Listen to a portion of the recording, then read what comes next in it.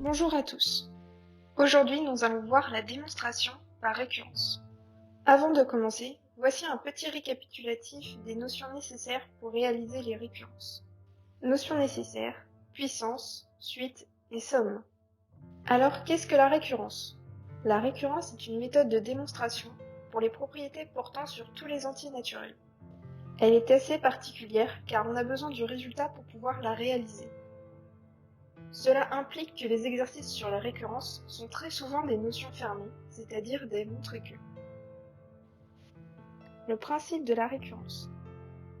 La démonstration par récurrence se base sur un principe simple et logique. Si une propriété est vraie pour l'entier 0 et que, quand la propriété est vérifiée pour l'entier n appartenant aux entiers naturels, elle est vraie pour l'entier n plus 1, alors cette propriété est vraie pour tout entier n. Ce principe s'applique de même pour les suites et les sommes. On peut comparer ce principe à une rangée de dominos. Si le premier domino tombe et que chaque domino qui tombe fait tomber le suivant, alors tous les dominos vont tomber. À partir de cette définition, nous pouvons définir la méthode de la démonstration par récurrence. Nous avons donc deux choses à démontrer.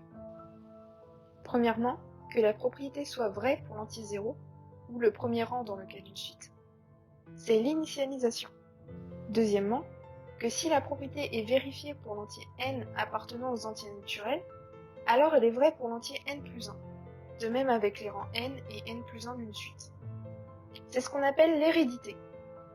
Et une fois que nous avons réalisé les deux démonstrations, il ne reste plus qu'à conclure. Exemple. On donne la suite un suivante. Un plus 1 égale 2un-3 et u0 égale 7. Montrons que pour tout n appartenant aux entiers naturels, un égale 2 puissance n plus 2 plus 3. Initialisation. Pour n égale 0, u0 égale 2 puissance 0 plus 2 plus 3 égale 7. Donc, la propriété est initialisée.